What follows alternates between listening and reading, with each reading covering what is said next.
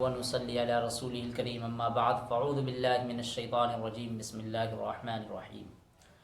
آپ لوگوں کو سبھی لوگوں کو پتہ ہوگا کہ جو فلسطین کے اندر جو حالات ہیں اور جو فلسطین اپنے حق کے لیے لڑ رہے ہیں اور اس میں کس طرح ان کے اوپر ظلم کرا جاتا ہے، کس طرح ان کے اوپر جو ہے ظلم و جبر کرا جاتا ہے، کس طرح وہ ماؤں اور بہنوں کو کس طرح اسرائیلی وہ مائیں اور بہنیں نہیں سمجھی جاتی ہیں، کس طرح وہاں نئی ظلم بربریت کا پہاڑ نہیں توڑا جاتا۔ ایسا کون سا دن گزرتا ہو، کوئی سا ایسا دن نہیں ہے، وہ آپ لوگوں کو سبھی لوگوں کو پتہ ہونا چاہیے۔ اور ہمارا ایک جسم جیسا معاملہ ہے۔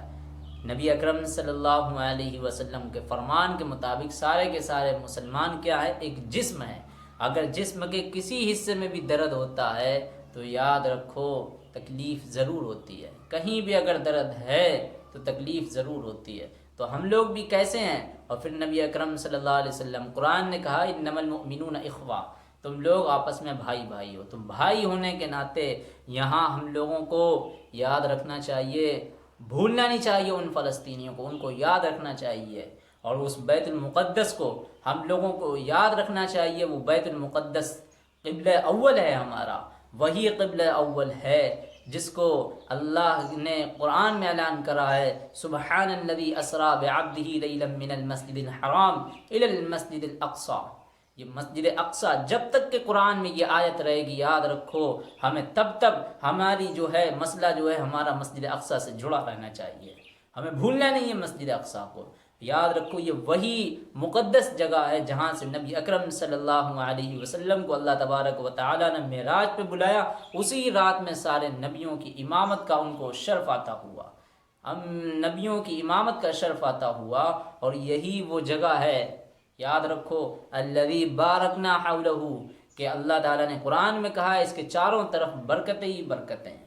تو وہ کیسی برکتیں؟ برکتوں سے مطلب وہاں کوئی مال و دولت کی فروانی نہیں ہے، وہ کمزور ہیں لیکن ان کے اندر کیا ہے، ہمت ہے، ان کے اندر حوصلہ ہے، ان کے اندر جذبہ ہے، ان فلسطینیوں کے اندر جذبہ ہے لڑنے کا اور جام شہادت پینے کا ایک شوق ہے ان کے اندر۔ ان کی مائیں کس طرح ان کی تربیت کرتی ہیں، ان کے باپ کس طرح ان کی تربیت کرتے ہیں، اور کس طرح جو ہے ان کی بیویاں اپنے شوہروں کو بھیجتی ہیں۔ وہ شوہر جب وہ جس کے اندر شہادت کا جام پینے کا جذبہ ہو، اس کو پتہ ہو، اس کی بیوی کو پتہ ہو کہ ہم بیوہ ہو جائیں گے، ہمارے بچے یتیم ہو جائیں گے، لیکن نہیں، آپ کو مسجد اقصی کی حرمت کو دیکھنا ہے، آپ مسجد اقصی کے لیے جہاں لڑنا ہے تو لڑنا ہے۔ تو یاد رکھو یہ مدعا کب کا ہے، اس کی ہسٹوری پر کچھ باتیں آپ لوگوں کے سامنے عرض کریں گے۔ 1947 میں برطانوی حکومت نے فلسطین کا مسئلہ جو ہے نا اقوام متحدہ میں پیش کرا۔ نومبر 1947 میں اقوام متحدہ کی جنرل اسمبلی نے فلسطین کو یہودیوں اور عربوں کے درمیان بانٹنے کا ارادہ کرا، تقسیم کرنے کا فیصلہ کر لیا۔ اب اس کے حق میں 33 ووٹ ہیں اور اس کے خلاف 31 ووٹ ہیں۔ سوچئے حق میں کتنے گئے ہیں؟ 33 حق میں اس کے، اور اس کے خلاف کتنے گئے؟ 31 ووٹ تھے۔ 10 ملکوں نے کوئی ووٹ نہیں دیا۔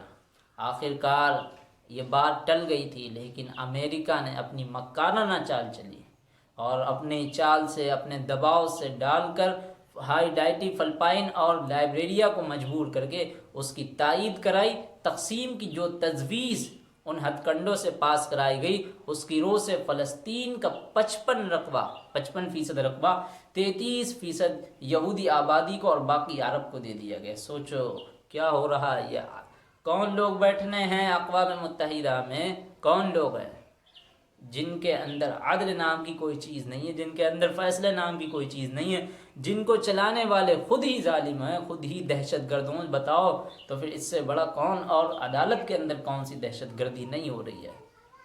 پھر اس کے بعد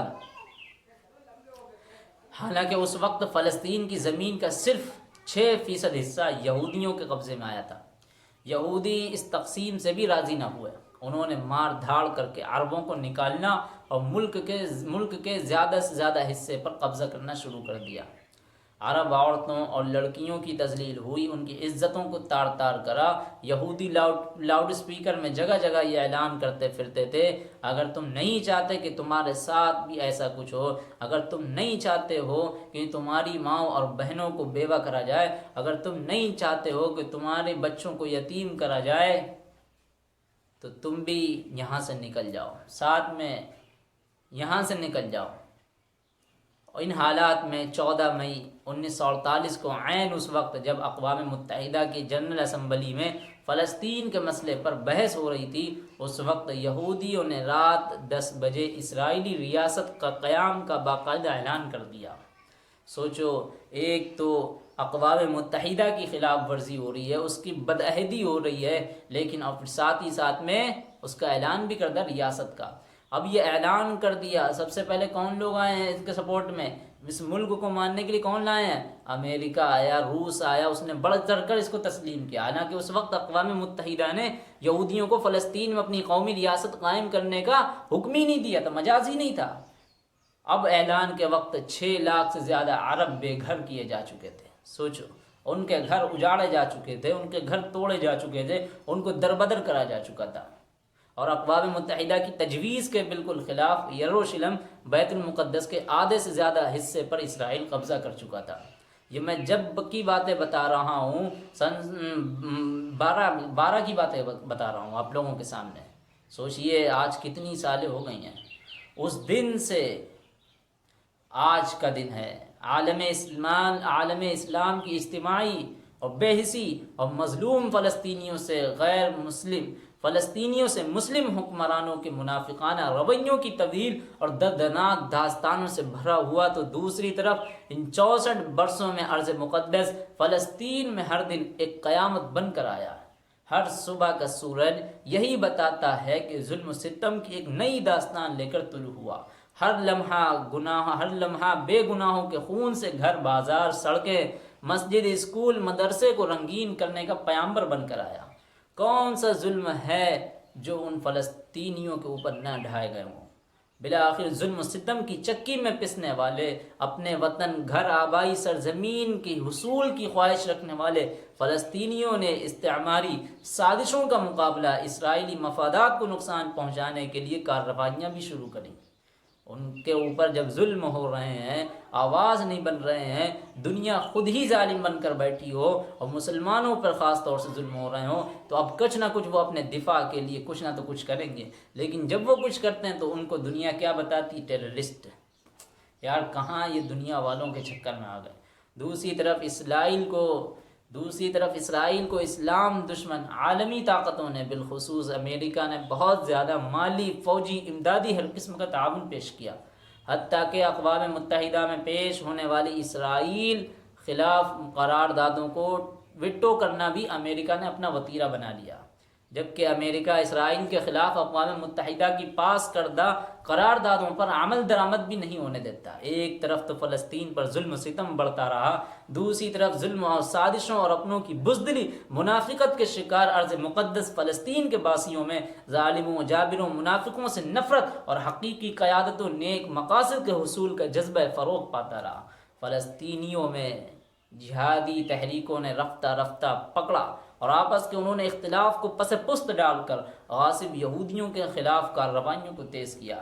اسرائیل کے غاصبانہ قبضے کے خلاف نہتے فلسطینیوں کی پتھر سے شروع ہونے والی تحریک اب کلان شکوک، راکٹ، لانچر، میزائلوں تک پہنچ چکے ہیں۔ آج فلسطین کی غیور عوام نے مزاحمت اور شہادت کے راستے کو اپنا لیا۔ فلسطین کی آزادی کے لیے اب تک ہزاروں قیمتی جانیں نذرانے پیش کر چکے ہیں، ان میں عام لوگ بھی ہیں، تحریک آزادی کے قائدین، مجاہدین بھی ہیں۔ آج فلسطین میں ہر پیدا ہونے والے بچے کو شہادت کی دوائی دے دی جاتی ہے، ان کو گھٹی کھلائی دی جاتی ہے، ان کے کانوں میں جو اذان دی جاتی ہے، یاد رکھو وہ اذان ہم لوگوں کی طریقے سے اذان نہیں۔ فلسطین کے عظیم مائیں اپنا ایثار و قربانی کے جذبے سے سرشار ہو کر اپنے بچوں کی شہادت کی تربیت کرتی ہیں۔ یہی وجہ ہے کہ تمام تر عالمی سازشوں، ظلم و تشدد، منافقت اور غداری کے باوجود یہاں پر فلسطین کی آزادی اور یہودیوں کو یہاں سے مکمل طور پر باہر نکال دینے کے جذبات اور احساسات غالب آ چکے ہیں۔ آج ہر فلسطینی بچہ چاہے وہ بزرگ ہو نوجوان ہو خواتین ہو، اس عزم پر آمادہ نظر آتے ہیں کہ وہ اپنی گردنیں تو کٹوا سکتے ہیں لیکن اپنی دھرتی فلسطین پر ناپاک سے ہونی قبضہ کسی صورت میں برداشت نہیں کریں گے، اور اپنی دھرتی کا 1 انچ اسرائیلی قبضے کو ہم نہیں دیں گے، اسرائیل کو نہیں دیں گے، اس کے قبضے سے آزاد کرائیں گے۔ سلام کرو یار ان لوگوں کو، میں وزیر اعظم اسماعیل ہانیہ اور فلسطین کے عوام کو سلام پیش کرتا ہوں۔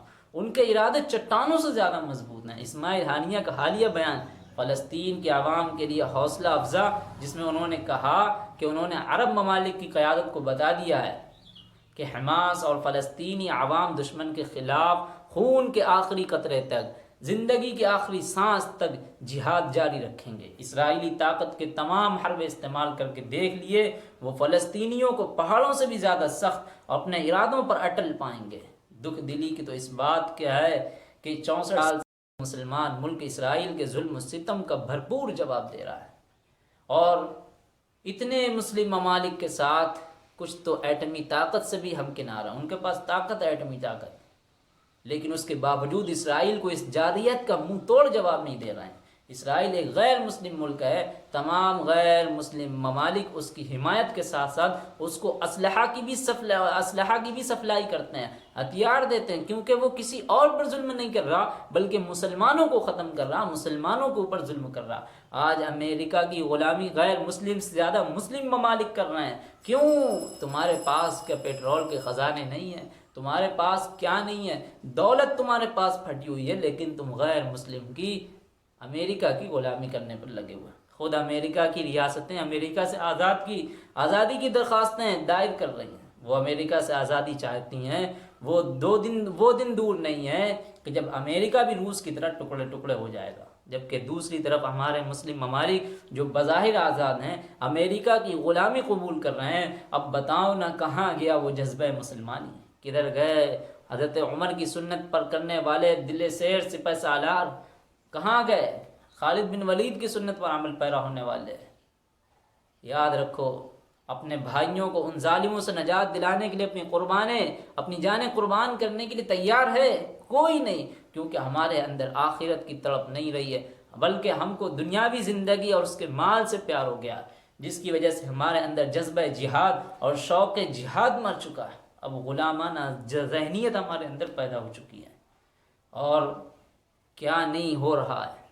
ان فلسطینیوں نے، ان حماسیوں نے جب اسرائیل کے اوپر اٹیک کرے ہیں تو دنیا ان کو دہشت گرد بتا رہی ہے۔ یار خود ہمارے دیش کے پردھان منتری، ایک رواج چلی آ رہی ہے جواہر لال نہرو سے، گاندھی جی سے لے کر اٹل بہاری واجپئی تک، انہوں نے ہمیشہ فلسطینیوں کا ساتھ دیا ہے، ان کے حق میں ان کی حمایت کری ہے، کیونکہ وہ مظلوموں کے ساتھ کھڑے ہیں، وہ ظلم کرنے والوں کے ساتھ میں کھڑے ہیں، وہ کیا کہتے ہیں، ظلم کرنے والوں کے ساتھ میں نہیں کھڑے ہوئے ہیں۔ لیکن ہمارے مودی جی نے تو بالکل ہی الٹا پلٹ کر رکھا ہے، ان کو آتنکواد کا حملہ بتا رہے ہیں۔ یار یہ بتاؤ، وہ اگر اپنے حق کے لیے لڑ رہے ہیں، اپنے حق کے لیے مٹ رہے ہیں، حملے کر رہے ہیں، تو یہ آتنک کہاں سے ہو گیا؟ اگر یہی آتنک ہے تو جب انگریز نے اس ملک پر قبضہ کرا تھا تو جو ہمارے مسلم مجاہدین تھے اور غیر مسلم مجاہدین تھے، انہوں نے جو اٹیک کیے، حملے کیے، پلاننگ کری، کچھ تیاریاں کری انگریزوں کے خلاف، کیا وہ بھی آتنک تھا؟ نہیں نا، وہ آتنک نہیں تھا، کیونکہ اور ان کو تو ہم فخر کرتے ہیں، وہ دیش کے محب وطن تھے، وہ سچے وطن سے وفاداری کرنے والے تھے، ان کی ہم سال میں برسی مناتے ہیں اور ان کے اوپر ہمیں فخر ہوتا ہے، ہم ان کے بارے میں اپنے آنے والی نسلوں کو بتاتے ہیں، کیونکہ انہوں نے اپنی جان کو جان نہیں سمجھا، مال کو مال نہیں سمجھا تو اپنے لیے ہندوستان کو سمجھا، آگے آنے والی نسل کے لیے ہندوستان کو سمجھا، اس کی غلامی نہیں سمجھی، اس کی آزادی کے لیے اپنے آپ کو لڑا دیا۔ تو اگر وہ لوگ بھی اگر اپنا حق مانگ رہے ہیں، دنیا اگر ان کو حق نہیں دے رہی ہے، دنیا ان کو دہشت گرد، ٹیررسٹ اور نہ جانے کیا کیا نام بتا رہی ہے، اگر وہ اپنے حق کے لیے لڑ رہے ہیں، مر رہے ہیں، کچھ بھی ہو رہے ہیں، تو بتاؤ نا یہ کون سا آتنک ہے؟ کیا یہ آتنک نہیں ہے جو عدالتوں میں کیا جا رہا ہے، جو ایک اسرائیل ہے جس کا کوئی وجود ہی نہیں تھا، اقوام متحدہ کی خلاف ورزی ہے، امریکہ کے تحت، امریکہ کے طاقت و قوت پر، اس کی بازو پر کھڑا ہو کر اس نے آج جو اتنا بڑا قبضہ کرا، ملک بنا لیا، پھر اس کے ساتھ ساتھ میں یروشلم پر بھی قبضہ کر رہا، یہ کچھ نہیں ہے، یہ سارا کا سارا قانون سے چل رہا ہے۔